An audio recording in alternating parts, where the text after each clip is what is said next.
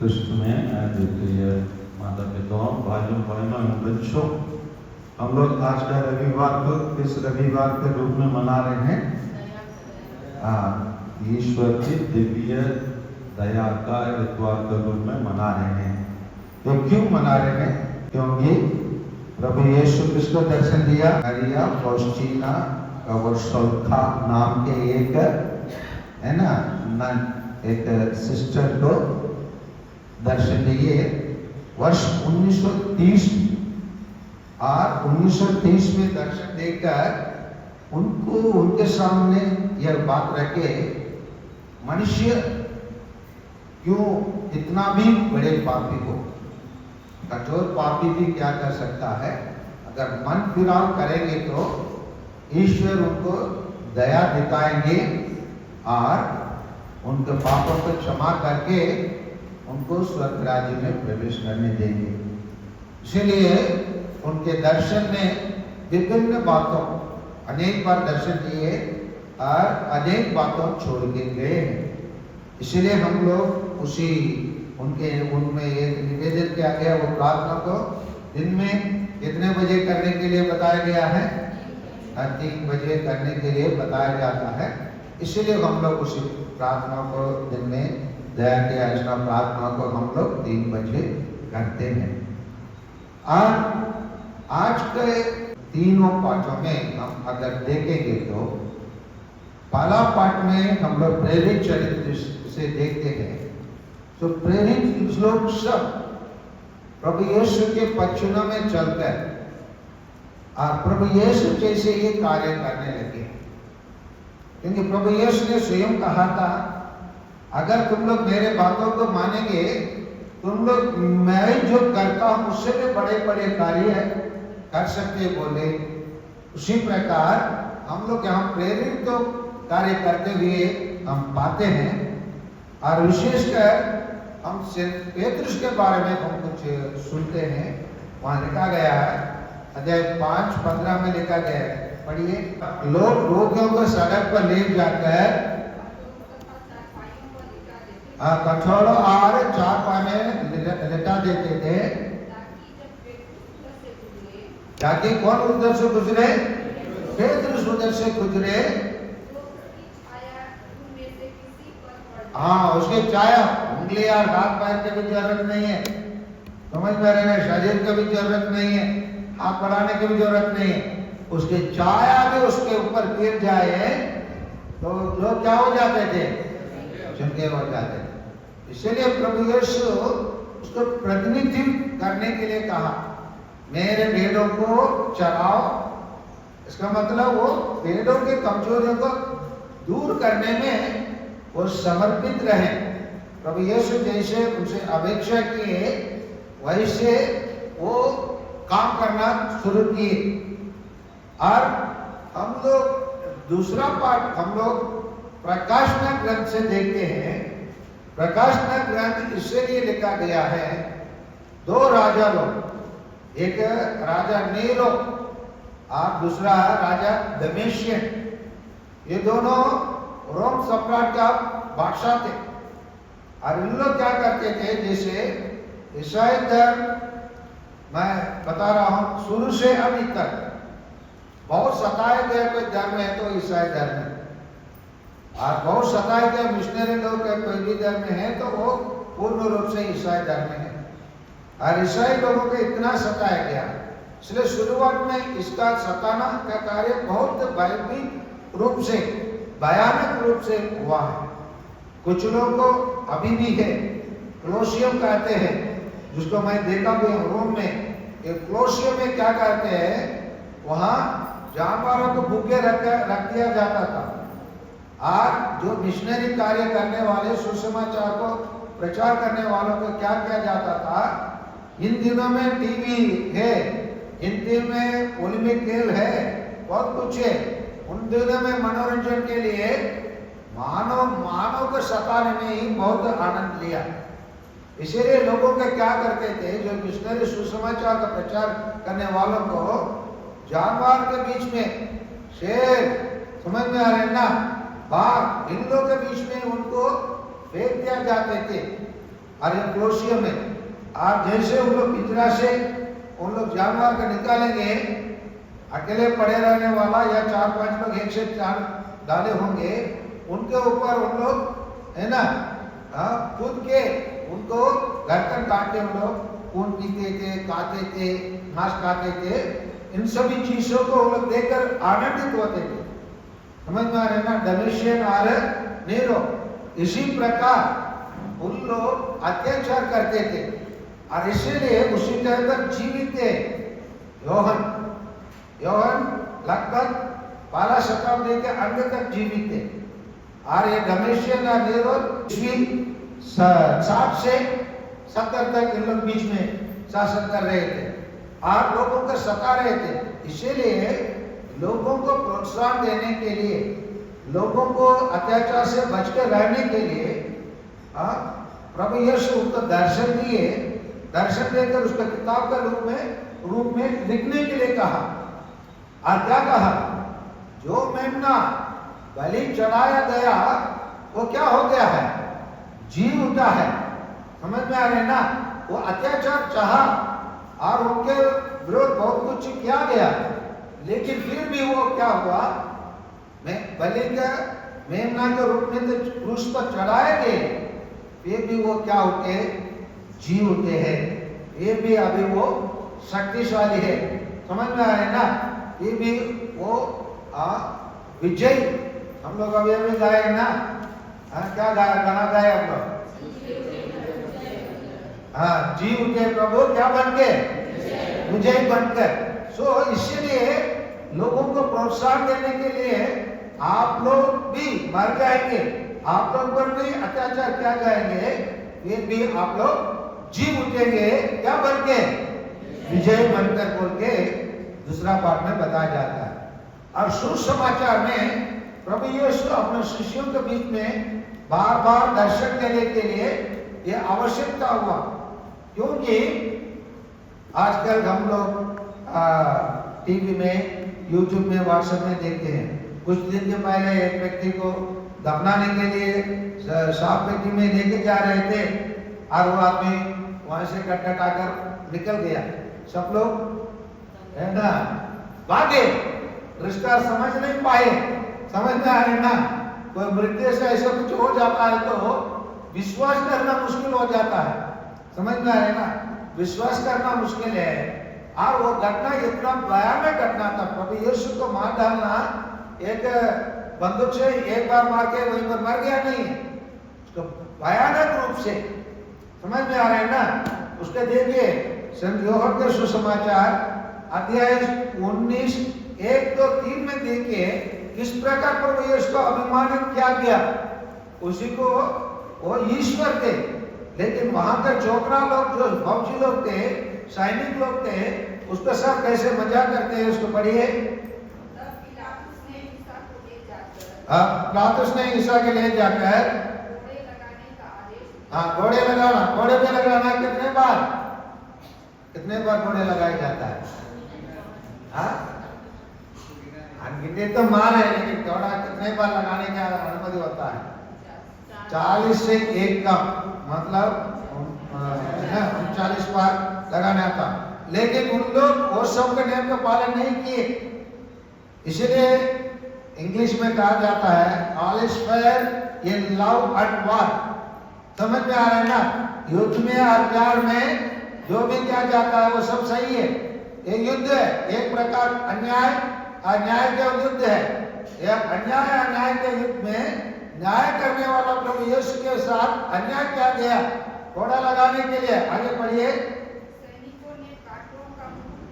सैनिकों ने राजाओं का राजा, है ना, राजाओं का राजा कहते हैं ना, हमारा कृष्णा के त्योहार में, है ना, स्लोगन करते लगाते, नारा लगाते नहीं लगाते, लगाते क्या कहते हैं? राजाओं का राजा यीशु राजा करते हैं। लेकिन यीशु राजाओं का राजा यीशु राजा क्या तो क्या मोती का मुकुट पहना है? नहीं, क्या का मुकुट पहना है? कांटों का मुकुट पहना है। और उनको क्या है, पहनने कपड़ा पहना है अपमान करने के लिए। और उनका तूकर या उनके गाल पर थप्पड़ मार के उन लोग क्या कहते थे? बताओ कौन मारा। इसी प्रकार प्रभु यीशु के साथ अपमान किए और उसके बाद उनको किसके साथ उनको क्रूस पर मरने के टाइम पर उसका अगल बगल में कौन थे? डाकू थे। समझ में आ रहे ना। और वहां पर मर रहे थे लोग, उस रास्ते में जा रहे थे, क्या बोले? अरे तो दूसरों को बचाया, अपने को नहीं बचा पा रहे हैं। अगर तू सच में है ईश्वर के पुत्र है तो उद्धर के नीचे आ जाओ, हम आप पर विश्वास करेंगे। इसी प्रकार प्रभु यीशु का निंदा किए, अपमान किए। इसीलिए अभी क्या हो गया? जी उठा हूं मैं क्या हो गया? कैसे जी उठा? उसी को हम लोग प्रकाश ग्रंथ 5:12 को पढ़िए। वे ऊंचे स्वर के कह रहे थे, क्या कह रहे थे? वह चढ़ाए हो मेमना सामर्थ्य से। अभी क्या कैसे आए? सामर्थ्य के साथ और वैभव के साथ, पूरे है ना, और पूरे प्रज्ञा के साथ, शक्तिशाली के रूप में, सम्मान के रूप में, महिमा तथा स्तुति का क्या बन के आया? अधिकारी बन के आए।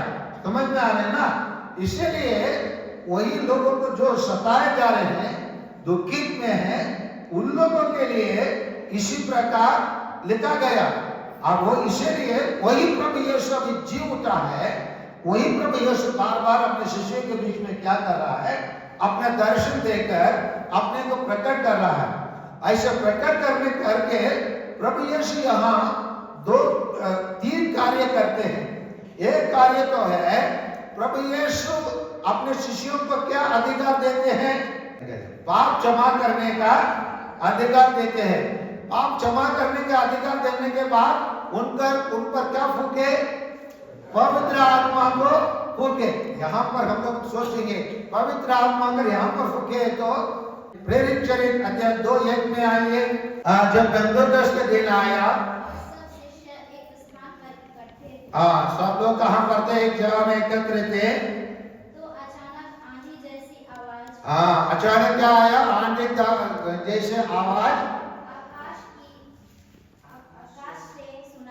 आकाश से सुनाई पड़ी। सारा घर जहाँ वे बैठे हुए थे गूंज उठा। वहां पर बैठे हुए लोग के बीच में क्या है? आवाज गूंज उठा। उन्हें एक प्रकार की आग दिखाई पड़ी। उन लोग को क्या दिखाई पड़ी? एक प्रकार आग दिखाई पड़ी। वो आग कौन है? पवित्र आत्मा। अभी हमसे पूछेंगे पवित्र आत्मा 2 बार आया, 2 बार आने से कोई प्रॉब्लम नहीं। पवित्र आत्मा पहले भी आया जब प्रभु यीशु जन्म होना था माता मरियम के गर्भ में, तो भी पवित्र आत्मा ने, है ना, पवित्र आत्मा की शक्ति से ही मां मरियम क्या बनी? है ना, गर्भवती बनी। और इसलिए पवित्र आत्मा जहां जब जरूरत पड़ता है तब तक वो लोगों के बीच में शक्ति प्रदान करने के लिए, लोगों को है ना आपसे बचाने के लिए, लोगों को है ना रास्ता दिखाने के लिए पवित्र आत्मा हमेशा आ जाता है। इसलिए पहले शिष्यों के साथ आए, यहाँ पर प्रेरित चरित्र में पूरे समूह के बीच में आते हैं। सो यहाँ पवित्र आत्मा को पहले ही प्रभु यीशु क्या कर दिया? शिष्यों को प्रदान किया। और ऐसे प्रदान करने के टाइम पर कौन नहीं था? हमारे देश का संरक्षक है। हमारा देश का संरक्षक कौन है? सब लोग बोले हमारे देश का संरक्षक कौन है? संत थॉमस। गौरव की बात है, क्योंकि उसी के कारण संत थॉमस के आने के कारण हमारा देश पवित्र माना जाता है। क्यों पवित्र माना जाता है? 12 शिष्यों केवल 12 देश में जा सकते थे। समझ में आ रहे ना। उसमें एक व्यक्ति हमारे देश में आया और जहां वो पैर रखा वहां आजकल हम लोग उसी एरिया में ज्यादा ईसाई लोगों को देखने के लिए मिलता है। और वहां से क्या है, अब बहुत सारे मिशनरी लोग भी बनते हैं। और इसीलिए सेंट थॉमस वहां नहीं रहा। वो 25 में क्या कहता है? हमने प्रभु को देखा। हमने किसको देखा है? प्रभु को देखा है। उसने उत्तर दिया जब तक उनके हाथों में या बगल में क्या नहीं देखो? केला का निशान में ना देखो, अपने उंगली ना रख दो, अपने बगल में अपने हाथ ना डाल दो, हाँ तब तक मैं क्या नहीं करूंगा, विश्वास नहीं करूंगा। अरे आप लोग बोलते हैं उनको इतना भयानक रूप से वो गायब हुआ, हो सकता है लोगों ने उनको सुनाया होगा, नहीं तो दूर से भीड़ में खड़े होकर वो देखा होगा सेंट थॉमस, है ना, हिम्मत नहीं हुआ होगा सामने आने के लिए, समझ में आ रहे ना, हिम्मत नहीं हुआ आने के लिए। आप लोग सब शोले पिक्चर देखे होंगे ना, ये संजीव कुमार हाथ धोना नहीं रहता है, खड़ा रहता है, दोनों चिल्लाएंगा, कौन, धर्मेंद्र और अमिताभ बच्चन चिल्लाएंगा, बगल में बंदूक पड़ा, अरे दे दो बोलेगा, लेकिन दे नहीं पाता, क्यों, हाथ नहीं है, समझ में रहे ना। अगर में घर में खड़े लोग हिम्मत नहीं है, क्योंकि गब्बर सिंह उधर खड़ा है पूरे अपने सेना के साथ, किसका हिम्मत नहीं होता है कोई भी आकर सामने मदद करने के लिए।